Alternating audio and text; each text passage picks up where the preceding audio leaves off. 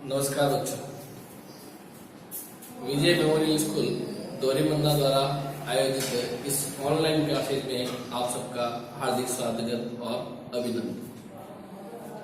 हमने पहले भी एक वीडियो अपलोड किया था जिसके अंतर्गत हम कक्षा 9वीं से लेकर 12वीं तक के पाठ्यक्रम के आधार पर अलंकार जो है उसका अध्ययन हमने किया था। किसका किया था? अलंकार का। अलंकार का अध्ययन हमने शुरू किया था जिसके अंतर्गत हम लोग अलंकार की परिभाषा और अलंकार के प्रकारों के बारे में अध्ययन कर चुके हैं। अलंकार का शाब्दिक अर्थ और अलंकार शब्द किससे मिलकर के बना है उसका अर्थ, इसका अध्ययन हमने पिछले वीडियो में किया है। तो जिसने भी पिछला वीडियो नहीं देखा है वो उस पिछले वीडियो को देखे और पिछला जो भी है उसके नोट्स बना करके तैयार कर ले ताकि आगे वाला जो ये वीडियो है वो आपको अच्छे से समझ में आ सके। तो क्योंकि ये दोनों वीडियो इसी से रिलेटेड रहेंगे इसीलिए आप लोग पहले पिछला वीडियो देखें। तो उसके अंतर्गत हमने अलंकार का शाब्दिक अर्थ था अलम प्लस कार से ये मिलकर के बना है। तो अलंकार था शोभा और कार का था बढ़ाने वाला। तो इस प्रकार से अलंकार की हमने परिभाषा बनाई थी। काव्य की शोभा बढ़ाने वाले शब्दों को अलंकार कहा गया था। और अलंकार का शाब्दिक अर्थ जो था वो था आभूषण। और अलंकार के 3 हमने प्रकार पढ़े थे, शब्दालंकार, अर्थालंकार और उभयालंकार। शब्दालंकार कौन कौन से थे उसके बारे में भी हमने उसमें लिखा था, अनुप्रास, यमक, श्लेष और पुनरुक्ति प्रकाश। ये है जो शब्दालंकार है। इसके बाद अर्थालंकार। अर्थालंकार में ये था कि भाई अर्थ के माध्यम से जब शोभा बढ़ती है या चमत्कार उत्पन्न होता है तो उसके वो अर्थालंकार कहा गया था। अर्थालंकार के अंतर्गत उपमा, रूपक, उत्प्रेक्षा और मानवीकरण, उदाहरण अलंकार, विरोधाभास अलंकार। उसके बाद में उभयालंकार जिसमें शब्द और अर्थ दोनों के माध्यम से काव्य की शोभा बढ़ती है या सुंदरता बढ़ती है या चमत्कार उत्पन्न होता है। तो इस प्रकार से हमने अलंकार के प्रकार देखे थे। आज हम चर्चा करेंगे शब्दालंकार की, कौन कौन से शब्दालंकार है उसके बारे में। तो ये देखें,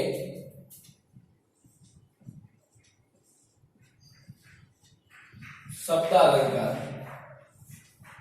ठीक है। शब्दालंकार कौन से थे इसके बारे में हम चर्चा कर चुके हैं और किस किस का अध्ययन हमें करना है उसको हम यहाँ पर देखेंगे। शब्दालंकार काव्य में शब्द के माध्यम से, काव्य में शब्द के माध्यम से जब कोई चमत्कार उत्पन्न होता है तो उसे शब्दालंकार कहा जाता है, ठीक है। शब्दालंकार के अंतर्गत सबसे पहले जो था वो था अनुप्रास। अनुप्रास अलंकार। उसके बाद में यमक अलंकार। उसके बाद में श्लेष अलंकार और उसके बाद में पुनरुक्ति प्रकाश अलंकार। पुनरुक्ति प्रकाश अलंकार। इस प्रकार से ये 4 अलंकार है जिसका अध्ययन हम इस शब्द अलंकार के अंतर्गत करेंगे। बाकी अपने खूब है लेकिन अपने इस 9वीं से लेकर के 12वीं तक के पाठ्यक्रम के अनुसार ये अलंकार पर्याप्त है, ठीक है। तो अनुप्रास, यमक, श्लेष और पुनरुक्ति प्रकाश, इन अलंकारों का प्रयोग हमें अपनी हिंदी की पद्य भाग जो है उस पद्य भाग के अंतर्गत पाठों के अंदर ये हमें देखने को मिल जाते हैं। तो इनकी पहचान करने में आनी चाहिए कौन सा अलंकार है जिसको देख करके हम पहचान सके, किस प्रकार से पहचान सके उसका अध्ययन हम यहाँ पर करेंगे। तो सबसे पहले हम लेते हैं अनुप्रास अलंकार। देखो, अलंकार के अंतर्गत सबसे आसान जो अलंकार माना जाता है वो अनुप्रास अलंकार माना जाता है। अलंकार में सबसे आसान जो अलंकार माना जाता है वो अनुप्रास अलंकार माना जाता है। और ये हमें पद्य के भाग के अंतर्गत लगभग सभी जगह देखने को मिल जाता है। लगभग पंक्तियों के अंदर ये हमें देखने को मिल जाता है। तो इसकी पहचान किस प्रकार से होती है तो उसका हम अध्ययन करेंगे कि काव्य में जब एक वर्ण की आवृत्ति, काव्य में जब एक वर्ण की आवर्ती, एक वर्ण की आवर्ती दो या दो से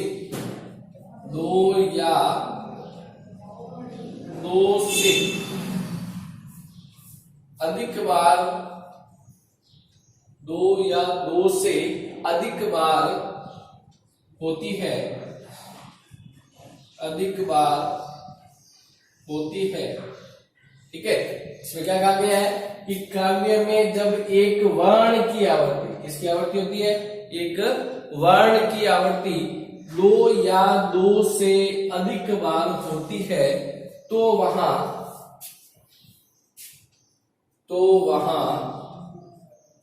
अनुप्रास अलंकार होता है, तो वहां अनुप्रास अलंकार होता है।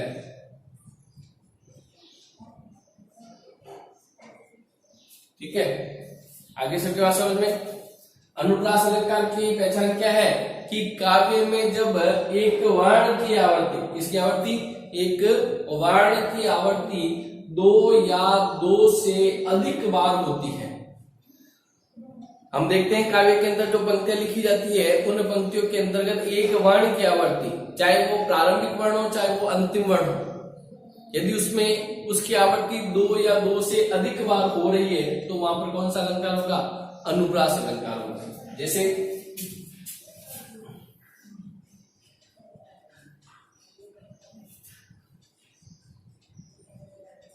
भगवान भक्तों की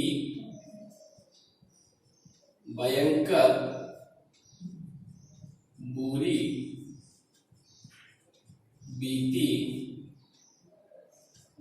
बगाइए। भगवान भक्तों की भयंकर बुरी बीती बगाइए। तो यहां पर देखो बै वर्ण की आवृत्ति हो रही है, तो इस बै वर्ण की आवृत्ति बार बार होने के कारण यहां पर कौन सा अलंकार है, अनुप्रास अलंकार। देखो यहां पर अंतिम में रे भी आ रहा है, ये रे वर्ण की भी आवृत्ति हो रही है, तो इसकी वजह से भी इसको तय वर्ण की आवृत्ति हो रही है। तो जब किसी वर्ण की आवृत्ति दो या दो से अधिक बार होती, चाहे वो प्रारंभिक वर्ण हो चाहे वो अंतिम वर्ण हो, तो वहां पर कौन सा अलंकार होगा, अनुप्रास अलंकार होगा। ये बात सबको समझ में आ गई होगी। ठीक है, एक वर्ण की आवृत्ति होगी दो या दो से अधिक बार। ठीक है, भगवान भक्तों की भयंकर बुरी बीती बगाइए। बै वर्ण की आवृत्ति होने के कारण, रे वर्ण की आवृत्ति होने के कारण और तय वर्ण की आवृत्ति होने के कारण यहाँ पर कौन सा अलंकार है, अनुप्रास अलंकार है। आगे सबके बात समझ में। अब हम दूसरा लेते हैं यमक अलंकार। यमक अलंकार के अंतर्गत क्या होता है कि काव्य में जब एक शब्द की आवृत्ति, एक शब्द की आवृत्ति, काव्य में जब एक शब्द की आवृत्ति दो या दो से अधिक बार हो, दो या दो से अधिक बार हो, ठीक है, काव्य में जब एक शब्द की आवृत्ति दो या दो से अधिक बार हो तथा उसका अर्थ भिन्न भिन्न हो, उसका अर्थ भिन्न भिन्न हो, तो वहां यमक अलंकार होता है। यमक अलंकार होता है। आगे सबके बाद समझ में। इसमें क्या होगा कि काव्य में जब एक शब्द की आवृत्ति, काव्य में जब एक शब्द की आवृत्ति दो या दो से अधिक बार हो तथा उसका अर्थ भिन्न भिन्न हो तो वहां यमक अलंकार होता है। आगे सबके पास समझ में, इसमें किस क्या होगा, शब्द की आवर्ती। अनुप्रास के अंतर्गत थी वर्ण की आवर्ती, जबकि यमक के अंतर्गत क्या होगी, शब्द की आवर्ती। यमक में किसकी आवर्ती होगी, शब्द की आवर्ती होगी। ठीक है, अब देखें काव्य में जब एक शब्द की आवर्ती दो या दो से अधिक बार हो तथा उसका अर्थ भिन्न भिन्न हो तो वहां पर कौन सा अलंकार होता है, यमक अलंकार होता है। एक इसका दोहा आता है, इसका उदाहरण जो कनक कनकते सोगुनी मादकता अधिकाय या खाए बोराय जग वा पाए बोराय, यानी कनक कनकते सोगुनी। तो इसमें जो कनक कनक जो शब्द आया है वो 2 बार आ रहा है। ठीक है, कनक कनक जो शब्द आ रहा है वो कितनी बार आ रहा है, 2 बार आ रहा है। और इन दोनों का अर्थ भी क्या होगा, अलग अलग होगा। एक कनक जो है उसका अर्थ है सोना, कि कनक कनक ते सोगुनी मादकता अधिकाय या खाए बोराय जग वा पाए बोराय। तो एक कनक का अर्थ है वो है क्या, सोना, और एक कनक का अर्थ है दतुरा, कि जब व्यक्ति सोने को अत्यधिक मात्रा में प्राप्त कर लेता है तो वो पागल हो जाता है। उसी प्रकार जब कोई व्यक्ति दतुरे को भी अधिक मात्रा में खा लेता है तो भी वो क्या हो जाता है, पागल हो जाता है। इस प्रकार से ये यहां पर देखें कि जो कनक कनक जो शब्द है 2 बार आने के कारण ऐसा हुआ है। ठीक है, तो ये कनक कनक, ठीक है, तो एक कनक का अर्थ है सोना और एक कनक का अर्थ है दतुरा। ठीक है, और दूसरा इसका उदाहरण हम देखते हैं, ये इन अलंकारों के लिए एक आम उदाहरण है जो हमेशा आपको परीक्षा में भी देखने को मिल जाएंगे। ठीक है, और एक है जैसे 3 बेर खाती थी वह 3 बेर खाती है, 3 बेर खाती थी वह 3 बेर खाती है, 3 बेर खाती है।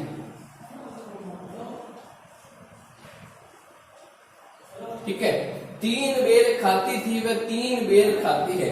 इसमें ये जो बेर शब्द है, इस बेर शब्द की आवर्ती 2 बार हुई है, बेर शब्द की आवर्ती 2 बार हुई है। 3 बेर खाती थी वह 3 बेर खाती है, तो बेर शब्द की आवर्ती 2 बार हुई है, इसलिए यहाँ पर बेर जो है उस बेर शब्द में यमक अलंकार है। एक बेर का यानी 3 बेर, एक बेर का अर्थ है 3 बेर नामक जो फल होता है, बोर जो फल होता है उस फल के लिए प्रयुक्त किया गया है, और एक बेर का अर्थ है वो समय के लिए प्रयुक्त किया, यानी 3 बार खाते थे, 3 समय में वो खाती थी। तो इस प्रकार से यहाँ पर 3 का अर्थ 3 से ही, इसलिए उसमें है नहीं, खाती थी, खाती का मतलब खाने से ही है, इसलिए उसका अर्थ समान है, इसलिए उसमें नहीं है। लेकिन बेर जो शब्द है, इस बेर शब्द के अंदर अलंकार है, क्योंकि इस बेर का अर्थ है वो क्या है, अलग अलग है। एक बेर का अर्थ है बोर नामक फल से, और एक बेर का अर्थ है 3 बार खाना, यानी समय के लिए। ठीक है, आगे सबके पास समझ में कि यहाँ पर जो बेर शब्द प्रयुक्त किया गया है वो 2 बार है, और दोनों का अर्थ भी क्या है, अलग अलग। इस प्रकार से यमक अलंकार कहाँ होगा कि काव्य में जब एक शब्द की आवर्ती, इसकी आवर्ती होगी, एक शब्द की आवर्ती 2 या 2 से अधिक बार हो तथा उसका अर्थ भी क्या हो, भिन्न भिन्न हो, उसका अर्थ भी क्या होगा, भिन्न भिन्न हो, तो वहां पर यमक अलंकार होता है। ठीक है, तो 3 बेर खाती थी वह 3 बेर खाती है। सब क्या की समझ में। अनुप्रास अलंकार और यमक अलंकार।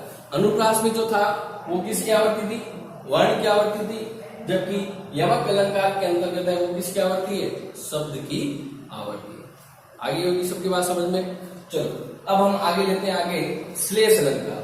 श्लेष का जो शाब्दिक अर्थ है वो है चिपकना। क्या है, चिपकना। श्लेष का शाब्दिक अर्थ है वो क्या है, चिपकना, यानी इसके अंतर्गत शब्द एक होता है लेकिन उसके अनेक अर्थ चिपके हुए रहते हैं। आगे श्लेष का शाब्दिक अर्थ क्या है? चिपकना।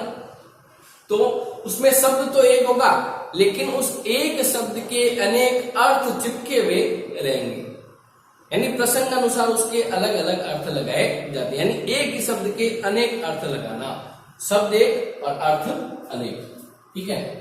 यानी कि शब्द क्या होगा? एक होगा, और अर्थ है वो क्या होगा? अनेक, ठीक है। शब्द एक और अर्थ अनेक, यानी काव्य में जब कोई शब्द एक बार आए लेकिन उसका अर्थ है वो प्रसंगानुसार अलग अलग हो, तो उसे श्लेष अलंकार कहा जाता है। देखें, काव्य में जब शब्द एक, काव्य में जब शब्द एक और प्रसंगानुसार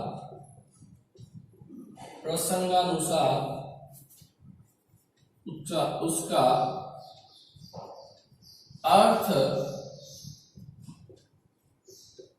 अलग अलग हो, उसका अर्थ अलग अलग हो, तो वहां श्लेष अलंकार होता है। तो वहां श्लेष अलंकार होता है। तो वहां श्लेष अलंकार होता है।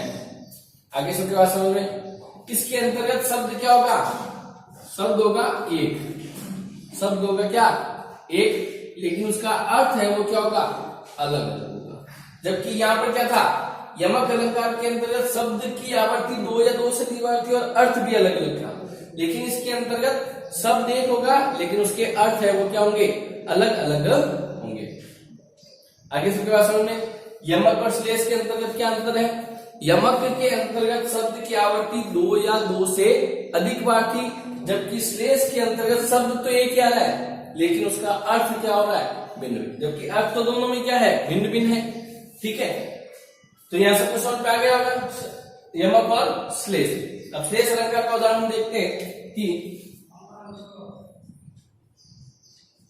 पानी गए ने उबरे, पानी गए ने उबरे, पानी गए ने उबरे, मोती मानुष चून, मोती मानुष चून। यानी पानी गए ने उबरे, मोती मानुष चून, यानी पानी के चले जाने पर मोती, मानुष और चून इनका कोई महत्व नहीं रहता। तो यहां पर जो है पानी जो शब्द है, पानी जो शब्द है, उस पानी शब्द के अंदर श्लेष अलंकार है। इसमें इसके अंदर है पानी शब्द में श्लेष अलंकार है, क्योंकि यहां पर जो पानी शब्द है वो एक बार आया है, लेकिन उस पानी शब्द के जो अर्थ है वो भिन्न भिन्न है। पानी शब्द के जो अर्थ है वो क्या है? भिन्न भिन्न है। जैसे पानी, मोती के लिए जो पानी का अर्थ है, मोती के लिए पानी का अर्थ है वो क्या है? चमक है। क्या है? चमक। यानी मोती की जब चमक चली जाती है तो उस मोती का कोई महत्व नहीं होता है। यानी इस मोती के लिए पानी का जो अर्थ है वो क्या है? चमक से, कि मोती की जब चमक चली जाती है तो उस मोती का कोई तात्पर्य नहीं, उसकी कोई कीमत नहीं। हम भी रास्ते में जब चल रहे हैं और कोई चमकता हुआ मोती मिलेगा तो हम उसे उठा लेंगे, और कोई चमकता हुआ मोती नहीं होगा तो हम उसे नहीं उठाएंगे। ये हम देखते हैं मिलता है हमें। तो इस प्रकार से उस मोती की कीमत कब तक है? जब तक वो चमक है उसकी, ठीक है। तो पानी का अर्थ मोती के लिए क्या है? चमक है। मानुष, मानुष का मतलब है मनुष्य, मनुष्य के लिए पानी का जो अर्थ है वो है इज्जत। क्या है? इज्जत। मनुष्य के लिए पानी का अर्थ क्या है? इज्जत। जब तक मनुष्य की इज्जत है बनी हुई तब तक सभी उसकी पूछ करते रहेंगे, और जब मनुष्य की इज्जत चली जाएगी तो उस मनुष्य का उस जीवन में कोई महत्व नहीं, उसका जीवन बेकार है। इसलिए मनुष्य को हमेशा अपनी इज्जत बनाए रखनी आवश्यक है। तो यहाँ पर पानी का अर्थ मनुष्य क्या कहा जाता है, फिर तो पानी पानी उतर गई। तो यह पानी पानी उतर गया मतलब इसका पानी उतर जाना यानी उसकी इज्जत चली गई। और जब इज्जत चली जाती है तो उस मनुष्य का कोई महत्व नहीं होता। तो यहाँ पर सबको समझ में आ गया होगा, पानी का अर्थ मनुष्य के लिए वो क्या है, इज्जत से। ठीक है, उसके बाद आता है चून। चून का मतलब होता है आटा। चून का मतलब क्या है, आटा। ठीक है, और आटे के लिए पानी का जो अर्थ है वो है जल से। आटे के लिए पानी का अर्थ है वो क्या है, जल से। भाई मान लो आटा हमारे पास है लेकिन पानी हमारे पास नहीं है, जल हमारे पास नहीं है, तो फिर आटा खाका तो हमारी जल लगी। पानी होगा तभी उस आटे को पानी से लगाएंगे, उसके बाद में उसकी रोटी बना करके हम खा सकते हैं, तभी हमारे लिए उस आटे का महत्व है। हमारे पास आटा पड़ा है लेकिन हमारे पास जल नहीं है, तो उस आटे का कोई महत्व नहीं है। इसलिए यहाँ पर कहा गया है पानी का जो चून यानी आटे के लिए उसका अर्थ है वो किससे है, जल से। सबके बाद आगे होगी समझ में कि पानी गे न उबरे मोती मानुष चून, यानी पानी का जो अर्थ है मोती के लिए चमक से था, पानी का अर्थ मानुष मनुष्य के लिए इज्जत से था, और पानी का अर्थ चून आटे के लिए पानी का अर्थ है वो किससे है, जल से। तो इनके लिए यहाँ पर अलग अलग अर्थ है। तो अलग अलग शब्द एक आया हुआ लेकिन उस एक ही शब्द के अनेक अर्थ क्या है, चिपके हुए हैं। इसलिए यहाँ पर कौन सा अलंकार है, श्लेष अलंकार है। आगे सबके बाद समझ में कि काव्य में जब एक शब्द यानी शब्द है वो क्या होगा, एक होगा, लेकिन उसके प्रसंग अनुसार उसके अर्थ जो है वो क्या होंगे, अलग अलग लगाए जाएंगे, तो वहां पर श्लेष अलंकार होता है। ठीक है, तो पानी गे न उबरे मोती मानुष। इसका एक उदाहरण और देखते हैं हम। सुबरन को ढूंढत फिरत कवि वै बिचारी चोर। क्या होगा, सुबरन को ढूंढत फिरत कवि वै बिचारी चोर। सुबरन, यहाँ पर सुबरन जो है उस सुबरन के अंदर श्लेष अलंकार इसमें है, सुबरन के अंदर। सुबरन को ढूंढत फिरत कवि वै बिचारी चोर। सुबरन का अर्थ यहाँ पर है सुवर्ण। ठीक है, लेकिन सबके लिए अलग अलग होगा। कवि वै बिचारी चोर, कवि जो है उस कवि के लिए सुबरन का अर्थ है सुवर्ण यानी अच्छे वर्ण, अर्थात वो जब कविता की रचना करता है तो वो अच्छे वर्णों को ढूंढता है और उन अच्छे वर्णों के माध्यम से वो कविता का निर्माण करता है। कहा ना, सुबरन को ढूंढत फिरत यानी सुवर्ण को ढूंढता हुआ वो फिर रहा है, अच्छे वर्णों को ढूंढ रहा है। तो कवि के लिए सुबरन का अर्थ है अच्छा वर्ण। कवि वै बिचारी, वै बिचारी जो है यानी कामी व्यक्ति, और कामी व्यक्ति जो है उसके लिए सुबरन का अर्थ है सुंदर स्त्री से। इससे सुंदर स्त्री से यानी कामी व्यक्ति जो होगा वो सुंदर स्त्री को ढूंढता हुआ फिरता है। तो वै बिचारी का अर्थ है कामी व्यक्ति, यानी कामी व्यक्ति जो है वो सुंदर स्त्री को ढूंढता हुआ फिर रहा है, तो उसके लिए सुबरन का अर्थ है सुंदर स्त्री। और चोर, चोर के लिए सुबरन का अर्थ है सोना चांदी, यानी चोर जो है वो सोने चांदी को ढूंढता हुआ फिर रहा है। तो इस प्रकार से शब्द एक है लेकिन उस एक शब्द के अनेक अर्थ क्या है, चिपके हुए अलग अलग है। कवि के लिए सुबरन का अर्थ सुवर्ण सुंदर वर्ण, और वै बिचारी के लिए सुंदर स्त्री, और चोर के लिए सोना और चांदी। तो इस प्रकार से जब शब्द एक हो और उसके अर्थ अलग अलग हो तो वहां पर श्लेष अलंकार होता है। तो इसको आप लिख सकते हैं, सुबरन को ढूंढत फिरत कवि वै बिचारी चोर। ठीक है, एक एक उदाहरण हमने यहाँ पर लिख लिया है और एक एक उदाहरण मैं बोल ही रहा हूं। ठीक है, यमक के अंतर्गत था कनक कनक ते सोगुनी मादकता अधिकाई या खाए गोराई जग वा पाए बुराई। एक बार आप सुन ले, कनक कनक ते सोगुनी, कनक कनक ते सोगुनी मादकता अधिकाय, मादकता अधिकाय या खाए बोराई जग, या खाए बोराई जग वा पाए बोराई, वा पाए बोराई। तो ये था यमक अलंकार का, इसमें कनक कनक में था। और श्लेष अलंकार का जो दूसरा उदाहरण है, सुबरन को ढूंढत फिरत, सुबरन को ढूंढत फिरत कवि वै बिचारी चोर। सुबरन को ढूंढत फिरत कवि वै बिचारी चोर। ठीक है, अब हम बात करते हैं पुनरुक्ति प्रकाश। ठीक है, तो मुख्य मुख्य जो अलंकार थे वो इसके अंतर्गत आगे। ठीक है, पुनरुक्ति प्रकाश अलंकार भी हमें अपनी पद्य वाक्य के अंतर्गत काफी जगह देखने को मिलता है। सब नाम से मालूम चल रहा है, पुनः उक्ति होना, पुनरुक्ति यानी पुनः उक्ति होना, जब किसी शब्द की पुनः आवर्ती हो रही है।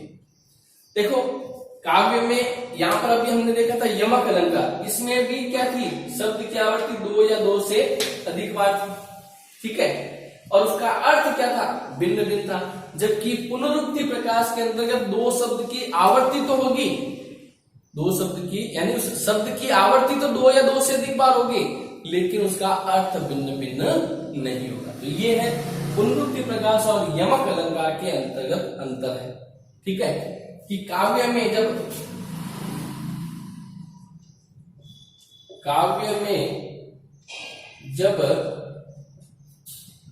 एक शब्द की आवर्ती, एक शब्द की आवर्ती 2 या 2 से अधिक बार हो तथा उसका अर्थ समान हो तो वहां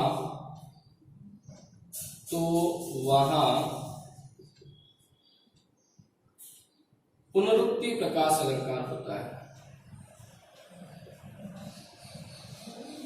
पुनरुक्ति प्रकाश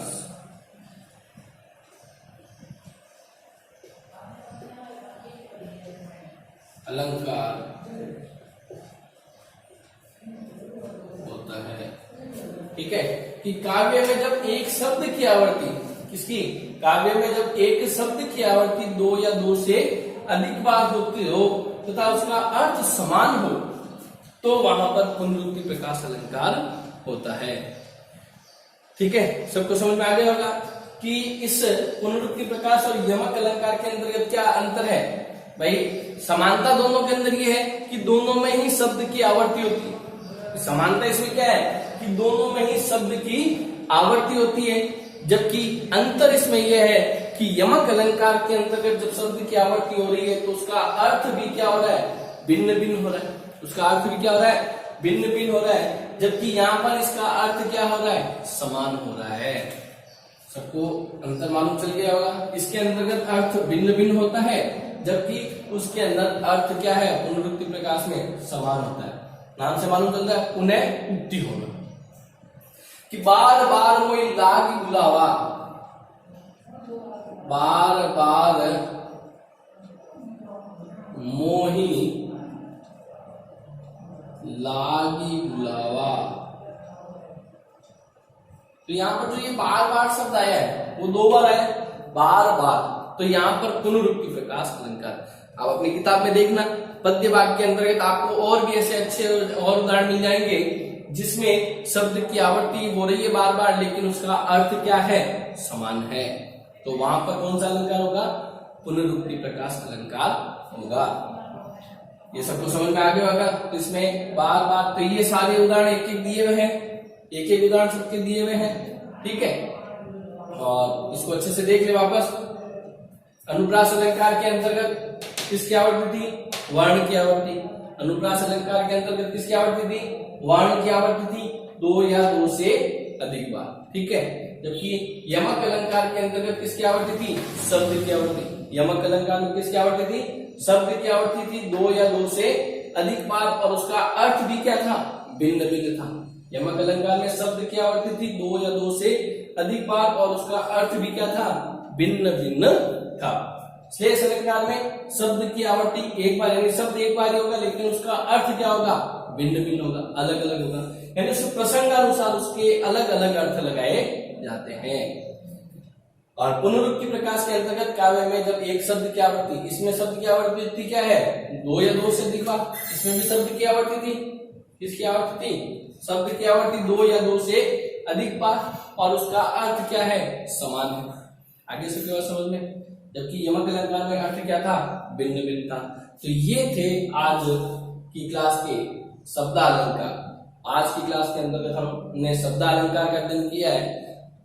आशा करता हूं आप लोगों को ये अलंकार समझ में आ गए होंगे, और यदि एक बार देखने से समझ में नहीं आ रहा था उसको वीडियो को दूसरी बार देखें और अपने स्वयं के नोट्स बनाएं, और नोट्स बना करके जब आप इसका वापस अध्ययन करोगे तो आपको ये अच्छे से समझ में आ जाएगा। ठीक है, इसको देख ले, शब्दालंकार, अनुप्रास, यमक, श्लेष और पुनरुक्ति प्रकाश, ये 4 है वो शब्दालंकार है। इन चारों का अध्ययन हमने किया है, और अगली क्लास के अंतर्गत हम पढ़ेंगे अर्थालंकार, और अर्थालंकार कौन कौन से हैं उन सब का अध्ययन हम अगली कक्षा के अंतर्गत करेंगे। धन्यवाद।